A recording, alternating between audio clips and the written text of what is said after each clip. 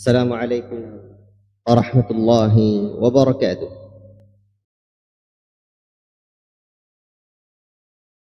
إن الحمد لله نحمده ونستعينه ونستغفره ونعوذ بالله من شرور أنفسنا ومن سيئات أعمالنا. من يهده الله فلا مضل له ومن يضلل فلا هادي له. أشهد أن لا إله إلا الله وحده لا شريك له، وأشهد أن محمدا عبده ورسوله. يا أيها الذين آمنوا اتقوا الله حق تقاته ولا تموتن إلا وأنتم مسلمون. يا أيها الناس اتقوا ربكم الذي خلقكم من نفس واحدة وخلق منها زوجها وبث منهما رجالا كثيرا ونساء، واتقوا الله الذي تساءلون به والأرحام إن الله كان عليكم رقيبا. يا أيها الذين آمنوا اتقوا الله وقولوا قولا سديدا يصلح لكم أعمالكم ويغفر لكم ذنوبكم، ومن يطع الله ورسوله فقد فاز فوزا عظيما. أما بعد، فإن أصدق الحديث كتاب الله، وخير الهدي هدي محمد صلى الله عليه وسلم، شر الأمور محدثاتها وكل محدثة بدعة وكل بدعة ضلالة وكل ضلالة في النار. Ma'asyiral muslimin, bapak-bapak, ibu-ibu yang dirahmati oleh Allah Subhanahu wa taala dan sayang Rasulullah sallallahu alaihi wasallam. Pembahasan kita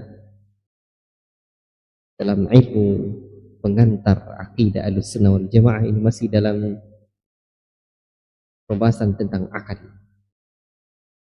Manzilatul aqli 'inda Ahlussunnah wal Jamaah, atau manzilatul aql fil Islam, kedudukan akal di dalam Islam. Pembahasan ini dicantumkan oleh para ulama di dalam madkhali dirasat al-aqidah al-islamiyah. Contoh, ini ada dua kitab di meja saya ini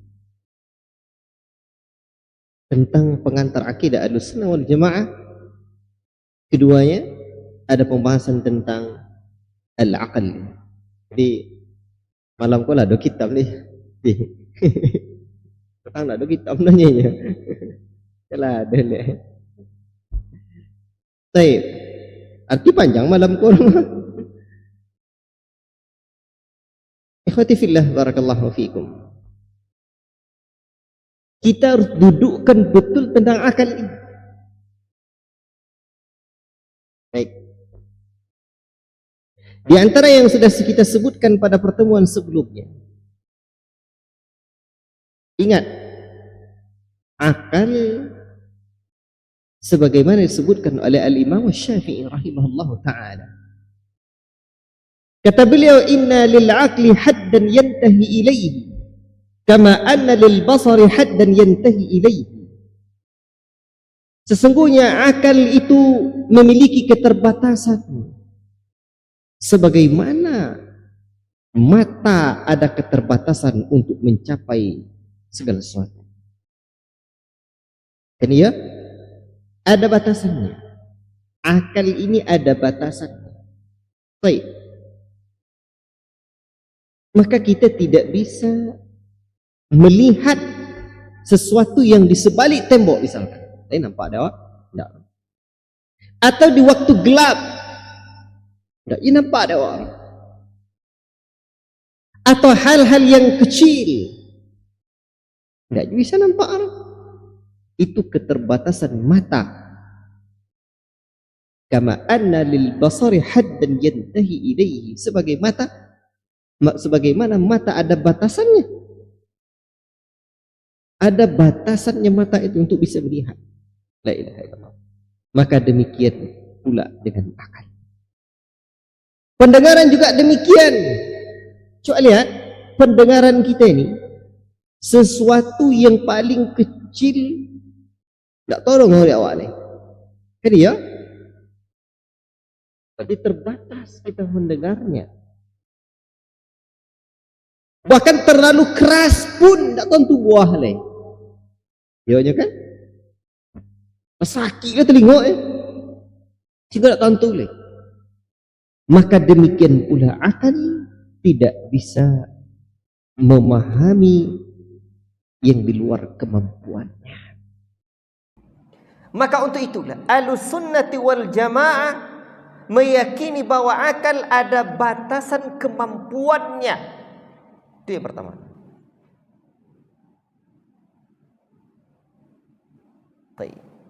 Apa contoh yang tidak dimiliki yang di luar batas kemampuannya akan ada kita sebutkan kemarin. Sebab cara akal mendapatkan informasi itu hanya ada 3. 1, apa sobatang? Akal mendapatkan informasi sehingga datang keyakinan nanti. Itu hanya ada 3. 1, sesuatu yang bisa dilihat. Jadi akal tersebut mendapatkan informasi apabila sosok yang memiliki akal itu pernah melihat benda itu. Maka dia memiliki informasi. Kan ya? Yang kedua, pernah atau apa yang kedua? Ada sesuatu yang semisal dengannya. Akal dapat informasi. Yang ketiga, apa yang ketiga? Berdasarkan sumber yang otentik, sumber yang valid, sumber yang sahih, sumber yang benar.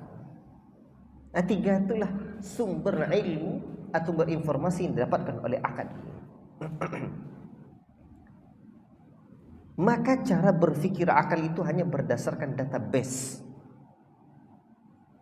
Kita sudah sebutkan contohnya. Orang yang pernah melihat ayam jago, kan itu nyawa petang. Terus tiba-tiba dia buta. Ayam lain tak pernah dia tengok. Ni ayam hutan, ayam kalkun, ayam apa lagi? Ayam moti, ayam hutan dia. Ayam apa lagi? Ayam ras, semua ayam. Dalam pikirannya hanya apa? Ayam jago, ayam bangkok dan botak tako je. Kenapa? Hanya itu yang pernah dia lihat. Laya ayam jus sekali, tapi tak nampak dia. Cuma apa benar hakikatnya tak nampak dia. Kerana tak ada database-nya. Makanya diceritakan bahawa ada di Saudi sana ada seorang ulama yang ada seorang alim yang buta dan beliau hanya pernah melihat lampu pelita. Lampu pelito. Kalau bahasa kami lampu pelito ci hidung. Ni kalau dokek okeynya ci hidung Kalau tidur awak atau ci hidung dah. Ini hitam hidung itu nama pelito ci hidung. Lampu pelito. Jadi manakala diceritakan padanya tentang lampu dan cahaya yang lain, yang inyo tanya apa? Apa perbandingannya cahaya atau lampu itu dibandingkan dengan lampu pelita? Itu tahu idenya. Itu database yang masuk. Informasi yang pernah itulah keterbatasan akal. Itu contoh. Jadi benda-benda yang tampak oleh mata manusia sehat, tapi tidak terlihat oleh orang yang ditakdirkan Allah buta, maka mereka tidak memiliki database. Akan mereka tidak bisa lagi mencernanya. Bahkan kita juga sebutkan bagaimana akal kita tidak bisa mencerna ketampanan Nabi Yusuf. Bagaimana pula ketampanan Nabi Yusuf bisa kita cerna? Kena coba lihat di dalam surah Yusuf ayat yang ke-31 itu kan Allah menceritakan falamma sami'at bimakrihinna arsalat ilaihinna wa a'tadat lahunna muttaka'aw wa atat kulla wahidatin minhunna sikina wa qalat ikhruj alaihinna. Apa kata wanita itu manakala mendengar cercaan mereka, wanita-wanita yang lain? Dia kan istri seorang raja, masa suka kepada pembantunya Yusuf alaihissalam? Akhirnya dia kumpulkan wanita-wanita itu, diundangnya, disediakan bagi mereka tempat duduk, muttakaan, tempat duduk, ya, dan diberikan kepada masing-masing mereka. Wa atat kulla wahidatin minhunna, diberikan sikinan, pisau. Wa qalat ikhruj alaihinna, dan dia mengatakan, ya, diberikannya pisau untuk memotong jamuan. Kemudian dia berkata pada Yusuf, keluarlah kamu, keluar menuju yang laki-laki tadi, yang perempuan tadi. Falamma ra'ainahu akbarnahu, la ilaha illallah. Maka tatkala wanita-wanita itu melihatnya, mereka kagum kepada keelokan rupanya Yusuf alaihissalam. Apa yang terjadi? Wa qatta'na aydiyahunna, lalu mereka pun tadinya memotong-motong pisau, memotong jamuan tadi, mungkin buah-buahan dipotongnya, akhirnya terpotonglah oleh mereka. Atau di sini Allah sebutkan wa qatta'na aydiyahunna, mereka potong tangan-tangan mereka. Wa qulna hasya lillahi ma hadza basharan inna hadza illa malakun karim. Ini kata Allah Rabbul Alamin. Apa kata mereka? Mereka melukai jari-jari mereka dan mereka berkata, maha sempurna Allah, ini bukan manusia, sesungguhnya ini tidak lain hanyalah malaikat yang mulia. Bayangkan tu, contoh apa? Bayangkan orang pedusi menengok bang laki-laki, dekkan gagah terpotong-potong tangan kali. Orang pedusi zaman awak pun tak ada macam itu. Kau laki-laki, la ilaha illallah. Secantik-cantik orang pedusi zaman awak lah, ada dong cerita mah lah ada masuk koran. Sedekkan elok calon laki tadi ala terkorek tangan atau laku tergunting telinga, tak ada. Tetapi ingat, Nabi sudah mengatakan, Nabi Yusuf alaihissalam diberikan syatral hasan, separuh ketampanan manusia. Bayangkan tu, dikumpulkan separuh ketampanan manusia, hanya separuh dapat dia. Tu Nabi Yusuf. Terbayang dia awak ada ketampanannya. Dah database dalam otak kita. Sedangkan manusia saja yang tidak pernah kita lihat yang serupa dengan Nabi Yusuf, tidak bisa akal kita memikirkannya. Ada keterbatasan manusia, apalagi perkara yang gaib tentang Allah, kan ya? La ilaha illallah. Terbayang sudah cendua pugaga Nabi Yusuf nak tontu dia. Tapi tu korek je yang berdusi ni buihnya, kau tak percaya orangnya, ya kan? Tengoklah. Begitupun dengan bidadari, ya. Kecantikan bidadari itu luar biasa. Pertama kita sebut je. Makanya Allah menyebutkan dalam hadis qudsi itu, a'dadtu li ibadiyas salihin ma la 'ainun ra'at. Aku siapkan bagi hamba-hambaku yang saleh itu di mana satu kenikmatan pahala surga yang tidak pernah mata manusia melihatnya, wala udhunun sami'at, tak pula telinga pernah mendengarnya, wala khatara ala qalbi bashar, tak pernah pula terlintas dalam hati mereka. Lalu Nabi mengatakan, ya, manakala waqra'u in syi'tum fala ta'lamu nafsum ma ukhfiya lahum min qurrati a'yunin jazaa'an bima kanu ya'malun. Apa kata Allah dalam Al-Quran? Nabi baca firman Allah Subhanahu wa taala, Allahu akbar, aku telah menyiapkan bagi hamba-hambaku yang saleh di surga kenikmatan yang tidak pernah terlihat oleh mata, tidak pernah terdengar oleh, tidak pernah terbetik dalam manusia. Akhirnya Nabi mengatakan, bacalah firman Allah Subhanahu wa taala, tidak ada satu pun yang ada di surga dari perkara-perkara yang ada di dunia. Ya. Itu sebagai balasan. Semuanya menyejukkan mata mereka, ya. Berupa penyejuk mata sebagai balasan apa yang mereka kerjakan. Sampai-sampai Ibnu Abbas menyebutkan, laisa fil jannati syai'un mimma fil dunya illa al-asma'. Apa kata Ibnu Abbas? Tidak ada satu pun di sorga itu berupa kenikmatan-kenikmatan yang ada dalam sorga, melainkan hanya namanya saja sama dengan nama yang ada di dunia. Apa nama yang ada di dalam surga? Apa buah-buahan yang ada dalam surga? Pisang. Kalau pisang awak jangan sobik je, seketik simpanlah busuknya. Apalagi ada pisang masak sehari nama, sehari tu masaknya, besok pagi je arok-arok je lain.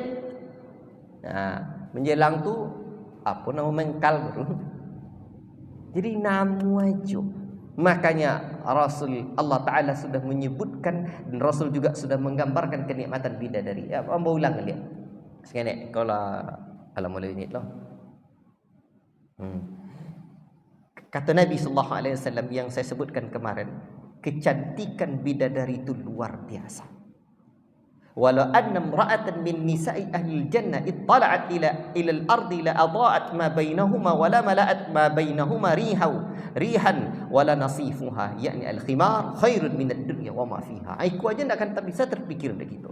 Hadis sahih dalam riwayat Bukhari.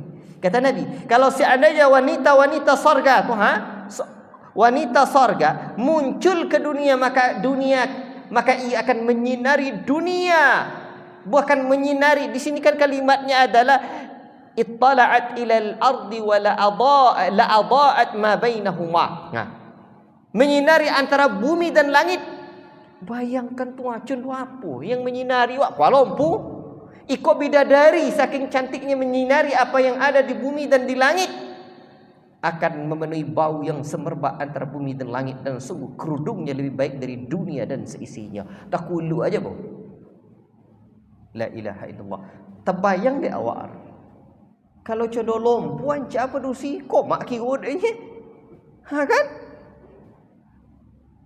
Tak ada database kita. Itu sebabnya. Tapi Rasul menyebutkan kecantikannya.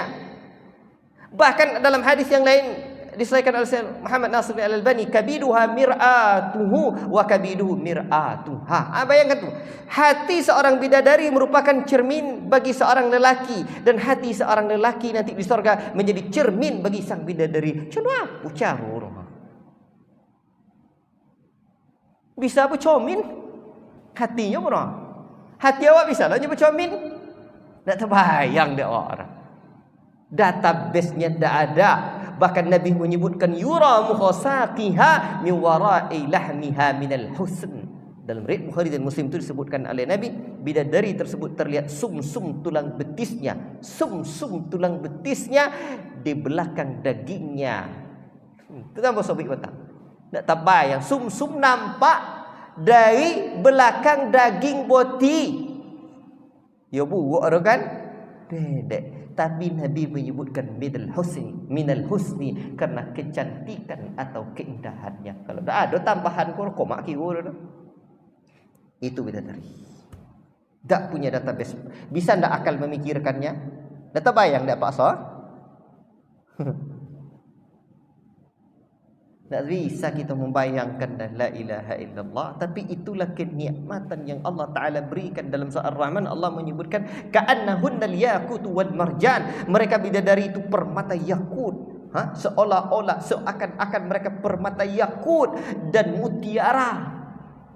Tidak terbayang dah orang. Nampak tuan tu dia mutiara dunia cendiko yakut. Jadi dah ada database awak. Ikhwati fillah barakallahu fikum.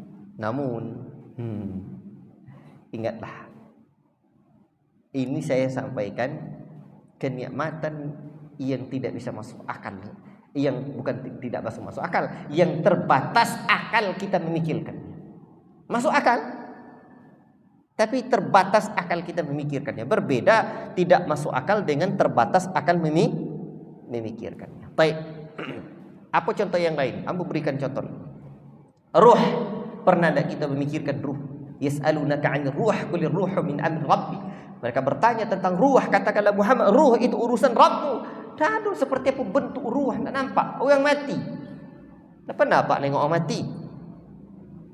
ayah wafat, adik wafat, dah kayaknya apa? Dah tahu gitu cendu apa? Itu adik wafat tu mau pegang dadanya tu duk. Luar biasa detak jantungnya. Angin sangat anginnya. Mengecil hilang. Tak tahu apa yang terjadi. Bahkan ambo masih menduga masih ada harapan. Mungkin mana tahu baliknya kau balik elok lo balik.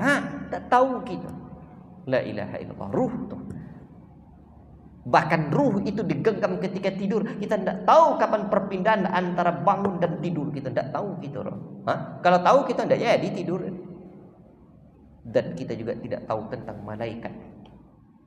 Allah menyebutkan malaikat itu berasal dari apa? Malaikat cahaya. Tapi di saat yang sama di ayat yang lain Allah menyebutkan dalam surat Saba ayat yang ke-23, hatta idza fuzzi'a an qulubihim. Tengok. Sehingga apabila telah dihilangkan ketakutan dari jantung mereka, dari hati mereka. Mereka punya hati, mereka punya jantung. Tapi culu apa jantung malaikat dan terbuat dari cahaya? Kalau awak ya apa? Cendiku model, cendiku ya, cendiku aliran darah dalam, cendiku pompa. Kalau lah tiba sakit jantung, bisa lo dia pergi cincin jantung orang. Tadi mana lo masuk ilmu kedokteran membuat bagaimana memperbaiki dan mengoperasi jantung. Tak terfikir dah orang. Yang kan jantung malaikat lah deh. Tak punya database. La ilaha illallah.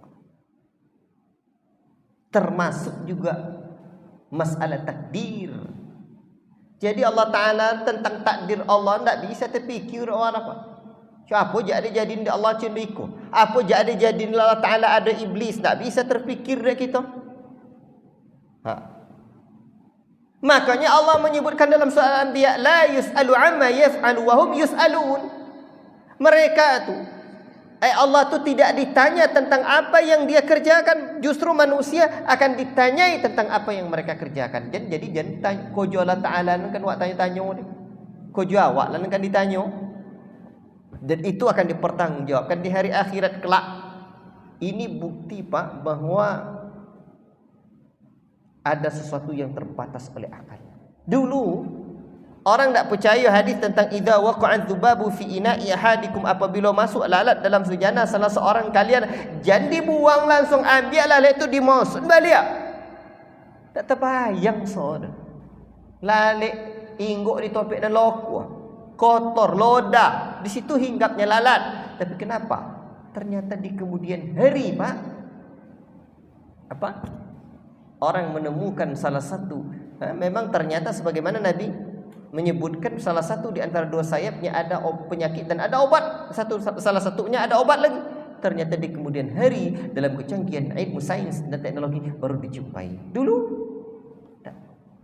ini bukti akal ada keterbatasannya sebagaimana mata.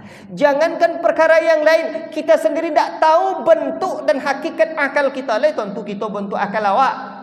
Tapi cubalah sobi, gilo angnya wak. Gilo cucu. Kebonginya. Kalau ia tak gilo cu, ang gilo tak ada akal lah cucu. Tunjukin cu, mana upu akal cu tu. Tak bisa kita. La ilaha illallah. Dan terlalu banyak contoh dalam kehidupan ini keterbatasan akal. Jadi untuk itulah akal itu informasi yang didapatkannya hanya melalui tiga saja. Satu yang pernah dilihatnya, dua ada yang semisalnya, tiga ada info atau sumber yang terpercaya. Sekarang coba kita bawa kepada perkara yang gaib tentang Allah. Pernah tak mata kita melihat Allah? Tidak. La tudrikuhul absar wa huwa yudrikul absar wa huwal latiful khabir. Tidak bisa mata kita mengidrak Allah, melihat Allah, tidak pernah. Tetapi Allah melihat kita. Berarti Allah tidak bisa kita lihat. Atau ada yang semisal dengan Allah, laisa kamitslihi syai'un. Allah tak serupa dengan makhluknya. Berarti kita tidak pernah bisa melihat, kita tidak pernah melihat yang serupa dengan Allah. Sekarang bagaimana akal bisa masuk akal? Dari info yang atau sumber yang terpercaya. Dari mana info yang terpercaya atau sumber yang terpercaya? Dua, Al-Quran dan sunnah Nabi sallallahu alaihi wasallam. Itu.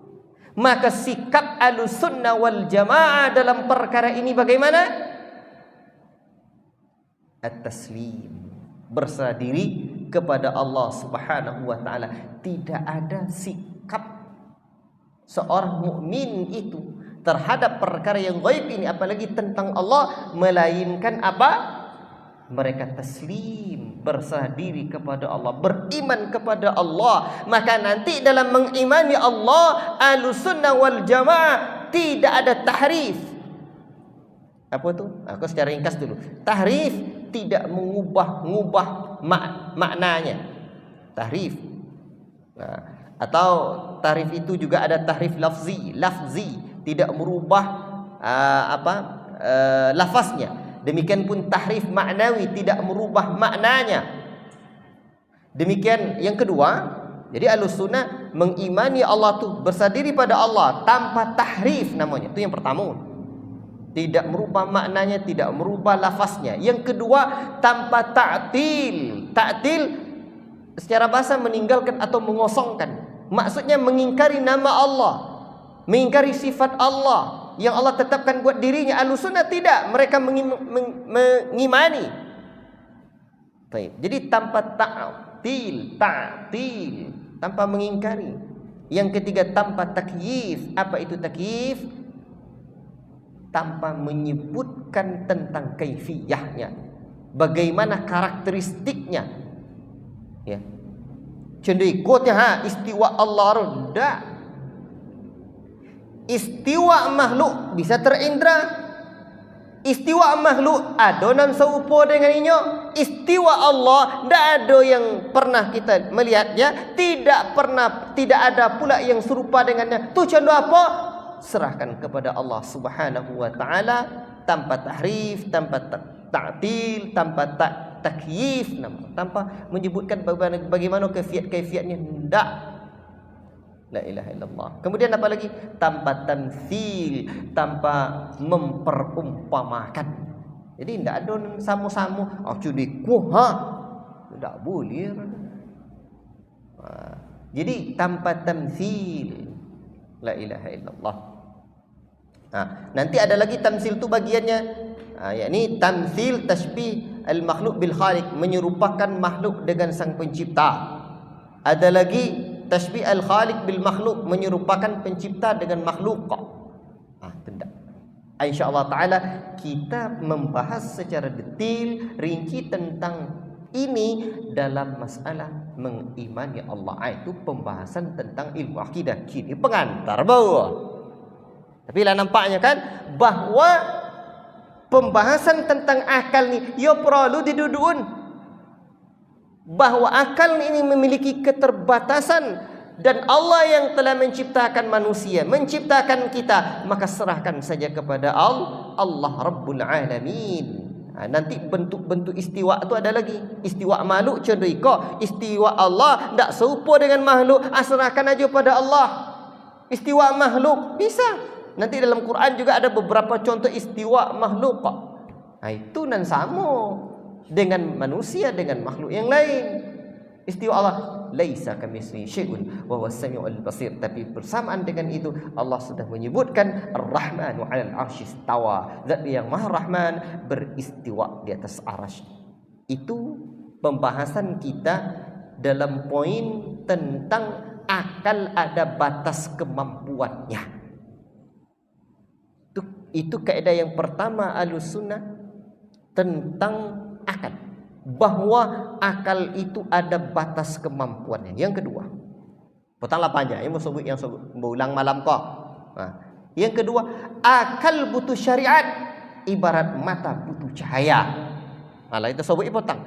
Karena memang mata kita tidak bisa melihat kecuali ada cahaya, maka demikian pula dengan akal. Akal tidak bisa memahami kecuali ada cahaya syariat yang menerangi.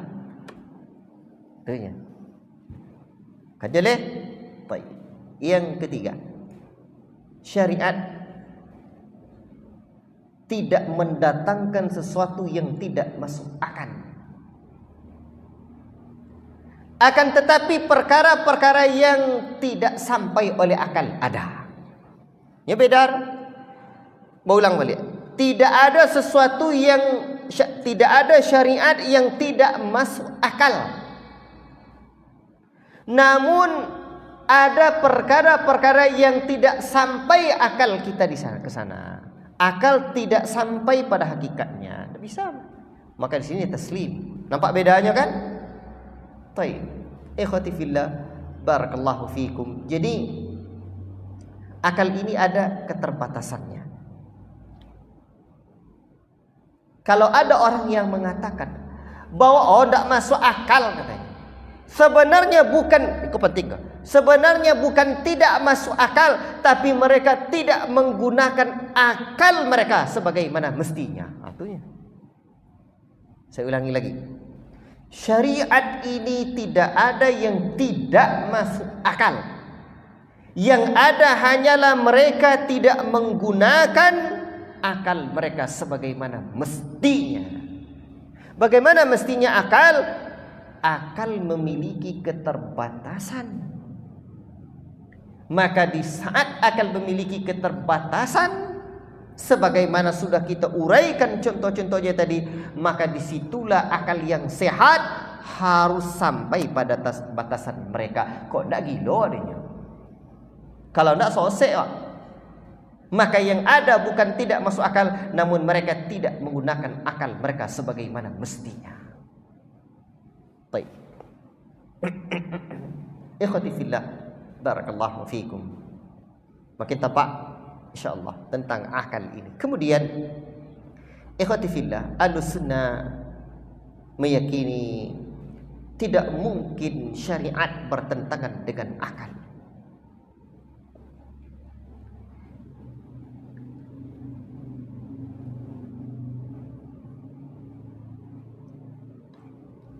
Saya ulangi.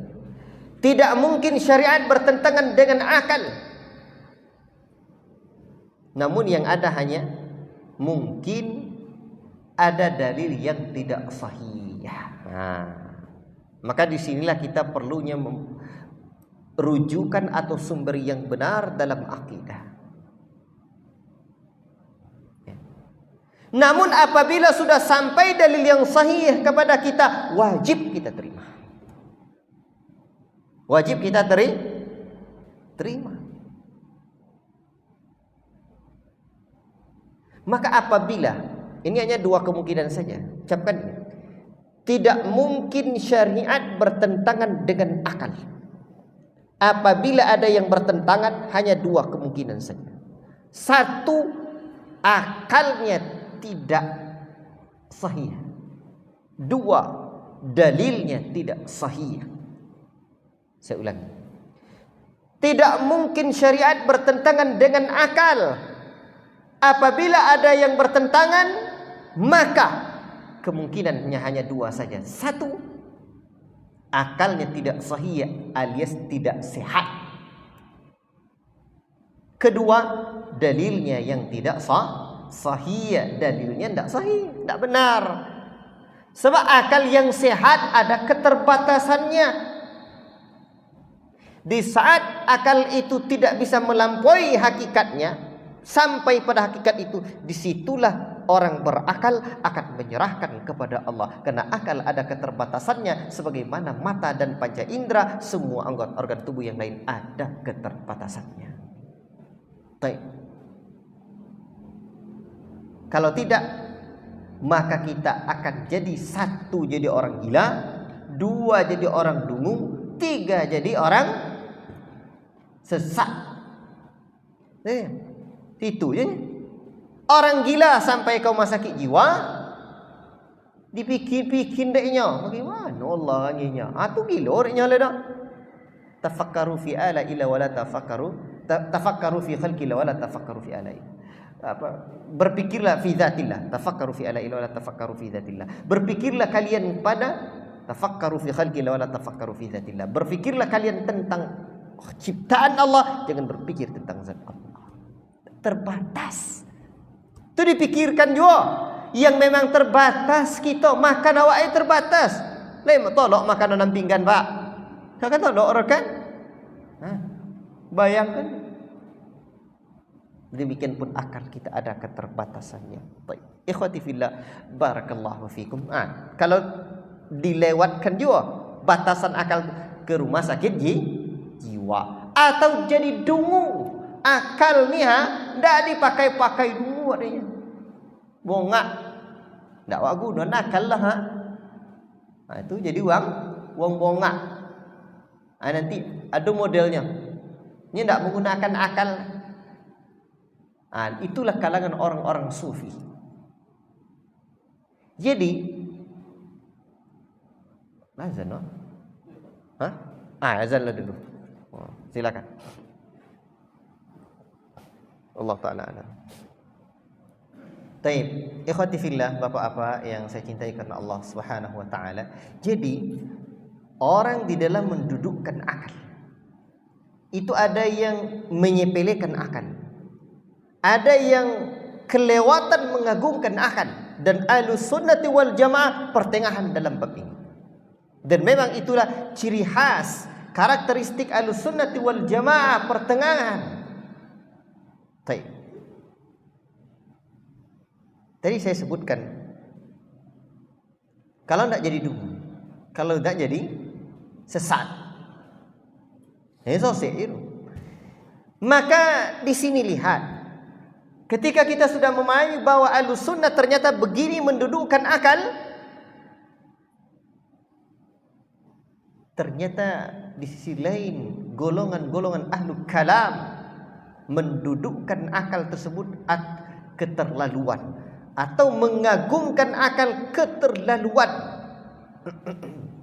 Coba lihat di mana orang-orang mutakallimin, orang Ahlul Kalam yang sejatinya kelam, mereka takdimul akal 'ala al-fi'l, mendahulukan akal, takdimul akal 'ala al-naql, mendahulukan akal daripada dalil Al-Quran dan sunnah Nabi sallallahu alaihi wasallam.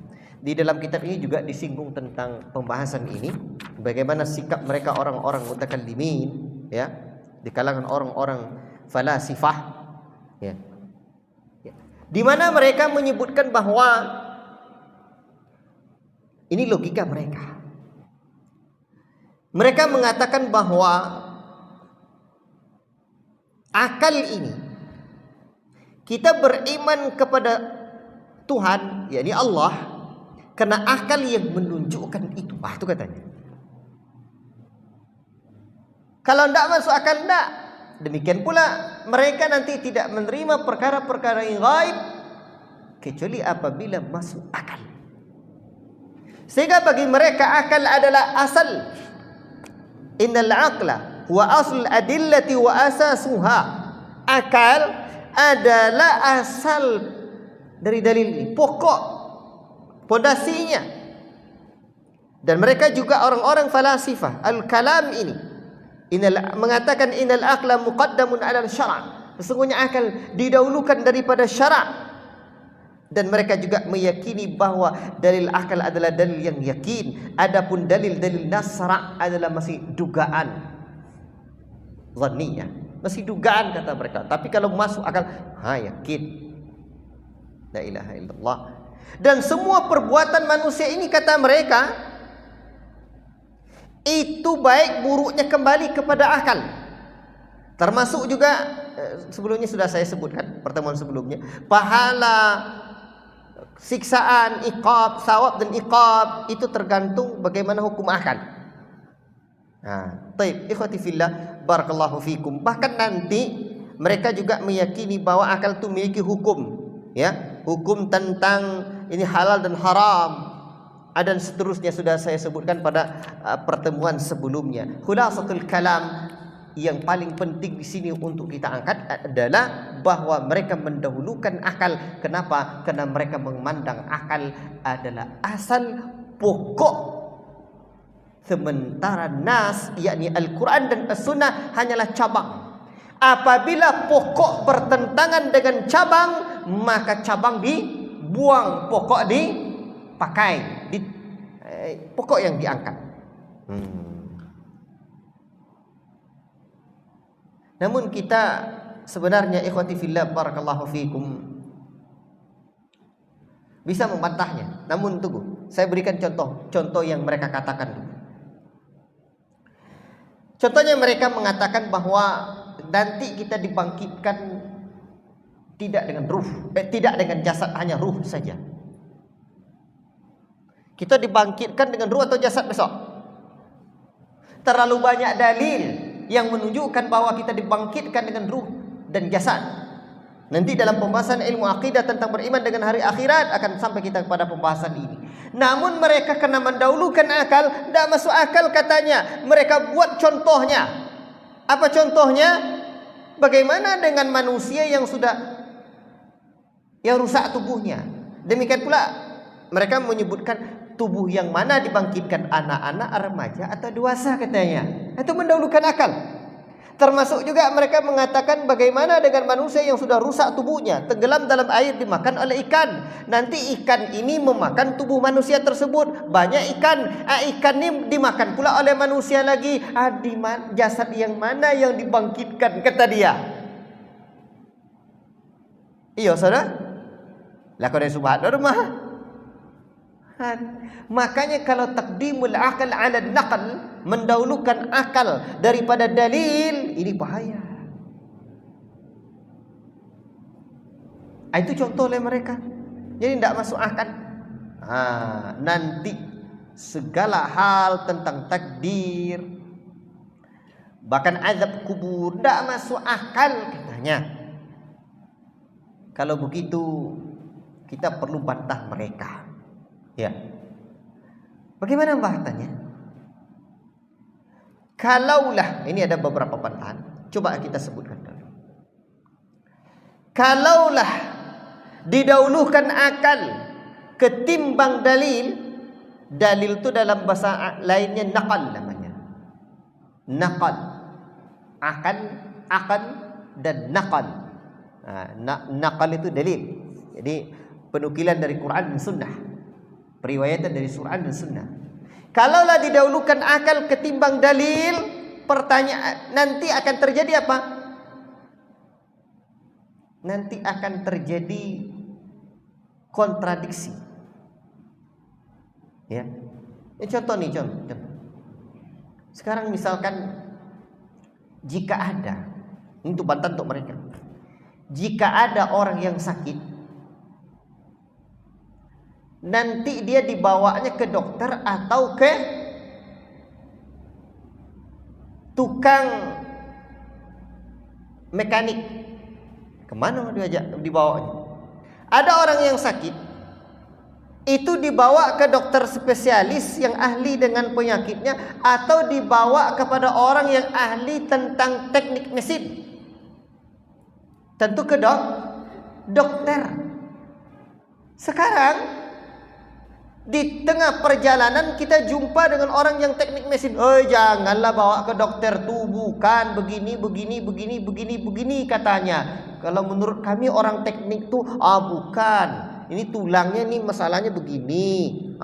Contohnya aja Honda misalkan, begini cara kami. Itu didahulukan akalnya teknisi mesin atau ilmunya para dokter. Kalau dokter enggak ikut-ikutnya, yang kita dahulukan mana? Tentulah resepnya dokter. Sekarang yang menciptakan kita siapa?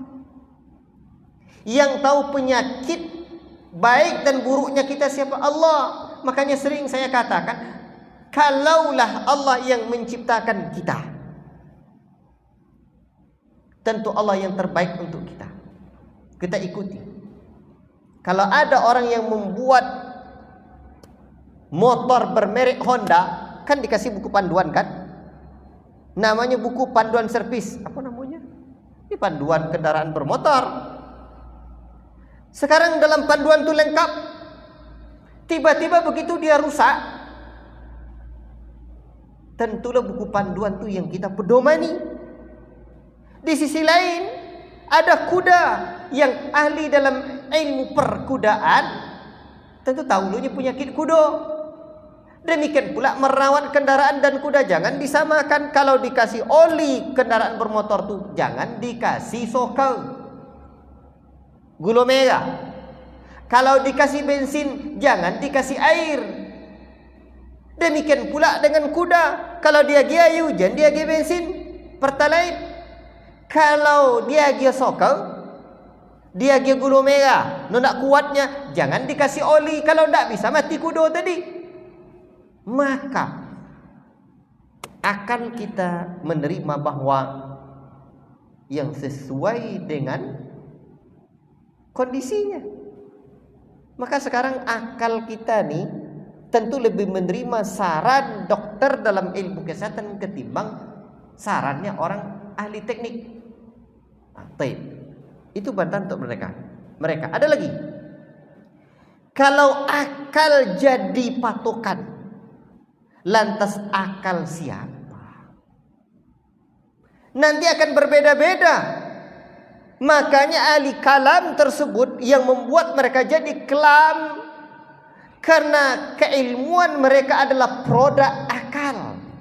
Sehingga ahli kalam dari kalangan falasifah, dari kalangan mu'tazilah, dari kalangan asy'ariyah maturidiyah, jahmiyah dan seterusnya, karena produknya produk akal, nanti akidahnya berbeda, keyakinannya berbeda, sungguh sangat jauh panggang dari api. Tak ada kesamaan. Semakin banyak tokoh-tokoh mereka, semakin banyaklah perbedaan mereka. Berbeda dengan Ahlus Sunnah karena sumber mereka satu, Quran dan Sunnah itu sendiri. Maka mereka hidup di zaman yang berbeda, di tempat yang berbeda, tapi seakan-akan akidah mereka keluar dari lisan yang satu. Kenapa? Karena memang law kana min indi ghairillah lawajadu fihi ikhtilafan katsira. Kalau bukan dari selain Allah datangnya, maka akan terjadi perbedaan yang sangat banyak. Dari Allah datangnya. Baik. Berarti bantahannya apa? Kalau akal yang jadi patokan, akal yang mana jadi patokan? Tidak bisa. Akhirnya orang-orang yang produk akidahnya, produk akal keyakinannya itu akhirnya berbeda-beda. Bantahan berikutnya. Allah Subhanahu wa taala sudah jelaskan bahwa ada orang-orang yang tidak menggunakan akalnya dengan benar.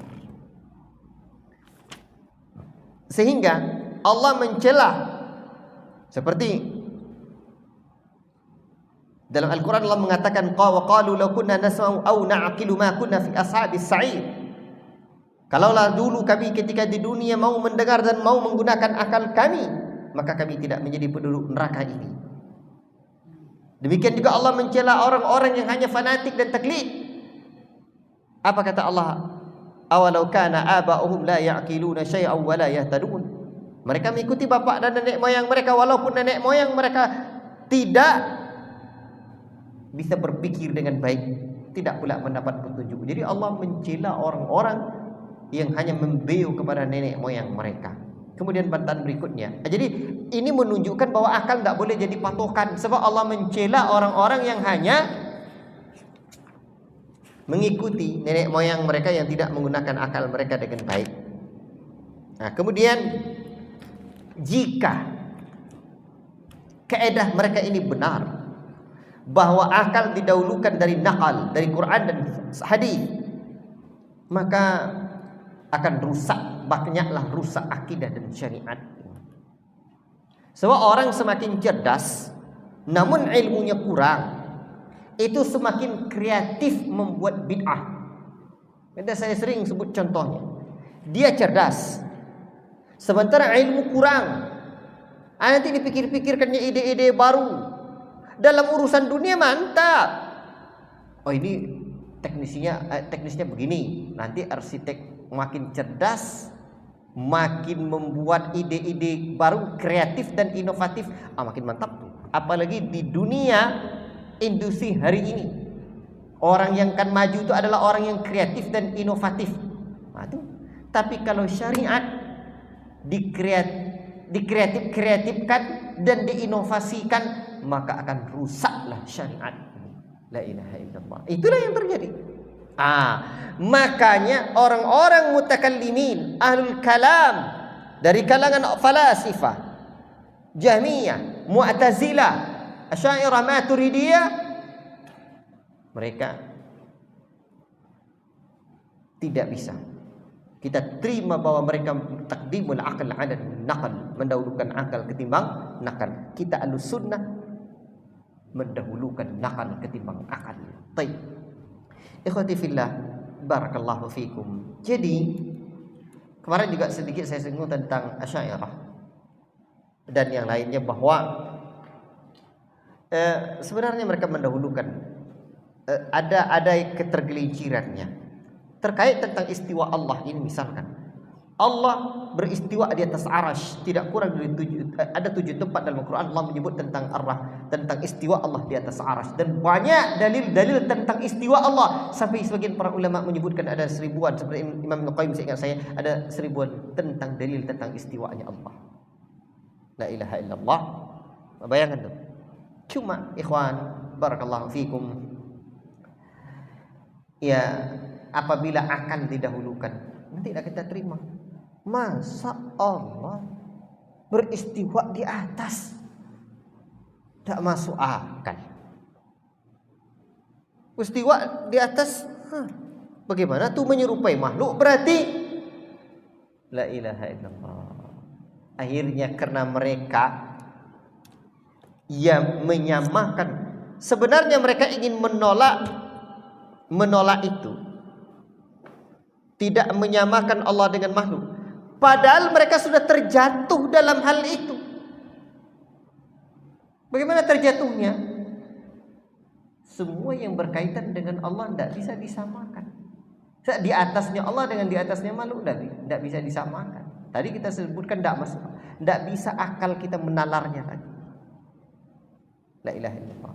Ataibah keterbatasan waktu, nanti kita sebutkan betul tentang iman dengan Allah ini.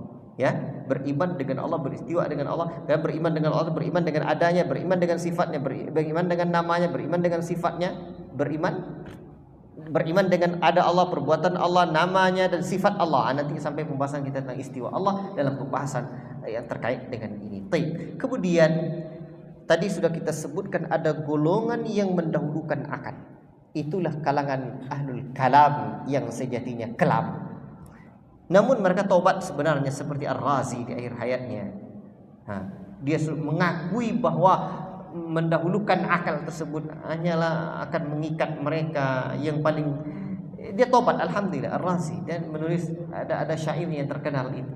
Ya, ada ucapannya yang terkenal menjelang akhir hayatnya bahwa dia menyesal. Yang paling utama adalah mendahulukan Al-Quran dan hadis. Jadi mereka tokoh-tokoh al-kalam tersebut, mereka pun telah mengakui kelamnya dunia mereka sebelum itu. Kemudian ada orang yang menyampingkan akal di kalangan orang-orang sufi. Memang ahli sufi ya, ahli tasawuf ini itu berbeda-beda pula tingkatannya. Ada pula golongan-golongannya. Namun yang kita disebut di sini adalah ahlul kalam, ahlus sufi, kaum sufi yang seperti ini. Hanya kalau diuraikan sufi panjang lah ada kau. Ada sufi yang filsafat pula. Sufi kebatinan. Yang seperti ini sufinya. Di mana mereka orang-orang sufi ini itu meninggalkan akal dan dalil. Tapi Ustaz, dalil sufi yang berdalilnya yang kita sebut bukan itu sekarang. Ya. Contoh mereka, pertama mereka ngaku ketemu dengan Nabi dalam kondisi terjaga atau bangun, namanya yaqadzah bagi mereka. Berjumpa dengan Allah. Seperti yang terkenal di negeri ini adalah salah seorang tuan guru mengatakan bahwa manakala dia pergi menziarahi kubur Nabi, dan Nabi itu keluar dan menyambut cucunya dari Indonesia katanya. Kalau begitu hebat betul dia dari sahabat tak bisa jumpa lagi dengan Nabi manakala Nabi telah meninggal dunia, padahal mereka ada dalam kondisi sulitnya. La ilaha illallah. Nanti panjang lagi pembahasannya. Itu berarti dia sahabat Nabi karena dia jumpa dalam keadaan sadar, dalam keadaan bangun. Berarti nanti orang yang jumpa dengan dia namanya tabi'in. Kan panjang lagi. La ilaha illallah. Maka keyakinan yang seperti ini meninggalkan dalil namanya. Baik. Yang kedua, bukti mereka meninggalkan dalil itu, ya, meninggalkan akal tersebut, meninggalkan akal dan dalil. Di mana mereka mengatakan mereka bertemu dengan Nabi sallallahu alaihi wasallam dalam mimpi, dan di mana mereka menggugurkan syariat. Betul bermimpi dengan Nabi adalah sahih apabila memang betul-betul sama ciri-cirinya yang disebutkan oleh para ulama seperti Al-Imam At-Tirmidzi dalam kitabnya Syama'il Al-Imam At-Tirmidzi. Makanya Syekh Abdul Razak menyebutkan sekian bab di dalam dalam Syama'il Imam At-Tirmidzi. Bab yang pertamanya adalah tentang ciri fisik Nabi, bab terakhirnya adalah tentang bermimpi dengan Nabi. Kata Syekh Abdul Razak, ini luar biasa. Jadi terakhir bermimpi dengan Nabi sahih, namun harus sesuailah dengan kriteria-kriteria yang disebutkan, berawal dari kriteria fisiknya. Kalau enggak pas. Oke, sekarang bermimpi bertemu dengan Nabi sesuai dengan kriteria fisiknya, diterima. Syaitan tidak bisa menyerupainya. Tapi orang-orang sufi yang seperti ini seringkali menggugurkan syariat, padahal mereka sebenarnya tertipu atau berbohong atau tidak sama dengan yang disebutkan dalam ciri-cirinya itu. Dan syariat Nabi itu sudah sempurna. Dan banyak mereka menggugurkan syariat, la ilaha illallah, atau membuat syariat baru. Padahal Allah Ta'ala sudah menyebutkan pada hari ini telah kusempurnakan untukmu agamamu. Al-yawma akmaltu lakum dinakum wa atmamtu alaikum ni'mati wa raditu lakumul Islam madina. Al-Maidah ayat yang ketiga. Jadi ini sikapnya orang-orang ahlu sufiyah meninggalkan akal dan dalil. Yang bukti yang keempat, mereka mengatakan bertemu dengan Nabi Khadir. Nabi Khadir atau Hadir ni Nabi atau wali. Ini panjang lagi perbincangan para ulama. Namun sikap mereka yang berlebihan dalam perkara ini, akhirnya mereka meninggalkan dan menggugurkan syariat. Banyak yang mencari-cari Nabi Khadir, tidak betul lang orangnya. Maka salam, kalau ada orang salam japak di pici iko, ada tu orang cari Nabi Khadir. Tak betul langnya orang apa nama kau ibu jari di sikot dah tulang lah. Di apa nama kau? Tulang ibu jari tak ada orang. Di pici dia nyo. Tu nya. Dari mana lah dalil macam itu? Atau meninggalkan akal dan dalil. La ilaha illallah. Saya tidak bahas tentang ini hanya bukti bahwa di antara contoh bahwa mereka meninggalkan akal. Baik, ikhwati fillah, barakallahu fikum.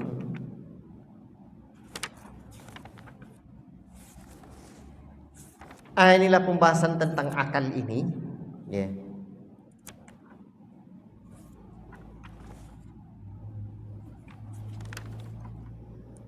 Kemudian sedikit saya tambahkan. Sebelumnya sebenarnya sudah saya sampaikan bahwa Ahlussunnah di dalam Islam akal itu dimuliakan. Akal itu dimuliakan. Sehingga Allah Ta'ala menyebutkan misalkan kalimat ulil albab, atau misalkan wa zikra li ulil albab, itu peringatan bagi orang-orang yang memiliki akal pikiran. Jadi akal itu sumber di mana mereka manusia ini bisa memahami ayat-ayat Allah, memahami syariat dengan benar. Makanya nanti hukum taklif, hukum pembebanan syariat ini terhadap orang-orang yang berakal. Allah Ta'ala memuliakan akal, sehingga Allah Ta'ala mencela orang-orang yang tidak menggunakan akalnya, seperti deritanya penduduk neraka yang mengatakan bahwa duhai kira gerangan kami, dulu mau mendengar dan memikirkan, tidaklah kami menjadi penduduk neraka ini, seperti dalam surah Al-Mulk. Kemudian Allah juga menggunakan kalimat misalkan la'allakum tatafakkarun afala ta'qilun, agar kalian berfikir, apakah kalian tidak menggunakan akal kalian. Banyak dalam ayat-ayat Al-Quran yang seperti ini. Dan Allah juga melarang taklid, di mana sejatinya taklid sikap menerima ucapan seorang tanpa mengetahui dalilnya tersebut, atau ta'assub, bahkan menolak kebenaran, itu adalah sifat yang Allah cela. Seperti Allah menyebutkan, wa idza qila lahum ittabi'u ma anzalallahu qalu bal nattabi'u ma alfaina alaihi aba'ana. Jika dikatakan kepada mereka ikuti apa yang Allah turunkan, mereka mengatakan kami hanya mengikuti apa yang kami dapati dari nenek-nenek moyang mereka. Awalau kana aba'uhum la ya'qiluna syai'an wa la yahtadun. Walaupun nenek moyang mereka tidak berakal, tidak bisa memahami dan tidak pula mendapat petunjuk. Baik. Dan Allah juga memuji orang-orang yang menggunakan akalnya dengan baik. Barakallahu fiikum.